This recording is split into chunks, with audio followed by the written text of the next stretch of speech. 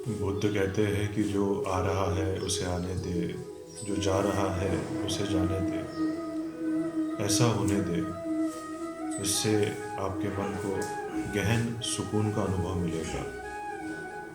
परंतु मनुष्य का स्वभाव है कि वो हर चीज़ को पकड़ना चाहता है। धन है तो धन को पकड़ना चाहता है, किसी वस्तु से प्रेम है तो उस वस्तु को पकड़ना चाहता है, किसी व्यक्ति से प्रेम है तो उस व्यक्ति को पकड़ना चाहता है। और पकड़ जितनी गहरी होती है, अंत में दुख उतना ही गहरा मिलता है, छटपटाहट उतनी ही गहरी होती है। क्योंकि प्रकृति का नियम है कि कोई भी चीज़ कभी रुकती नहीं है, प्रकृति बह रही है। और जो भी चीज़ व्यक्ति रोकने की कोशिश करेगा वो बह जाएगी। ना बचपन रुकता है, न जवानी रुकती है, न बुढ़ापा रुकता है। व्यक्ति कितनी कोशिश करे कि उसका बचपन बना रहे, परंतु जवानी दस्तक दे जाती है। फिर वो कितनी कोशिश करे कि जवानी रुकी रहे, परंतु बुढ़ापा दस्तक दे जाता है।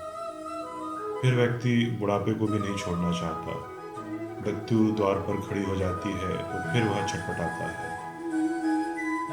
कहने का तात्पर्य है कि पकड़ या आसक्ति व्यक्ति के दुख का मूल कारण है। बुद्ध के इस वचन में अत्यंत गहराई है।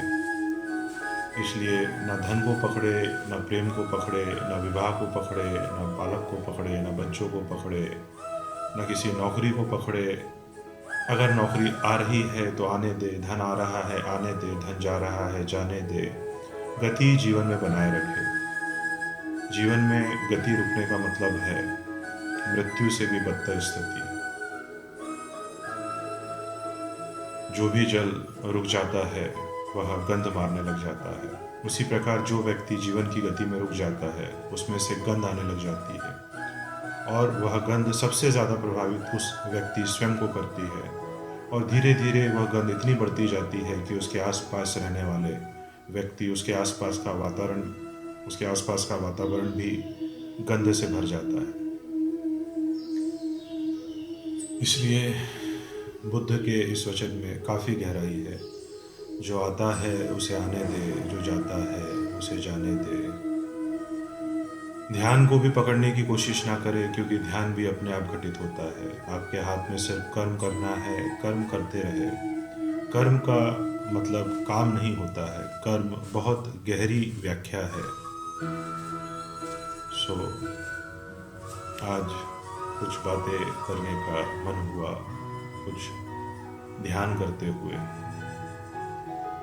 तो मैंने भी गति करी। रोकने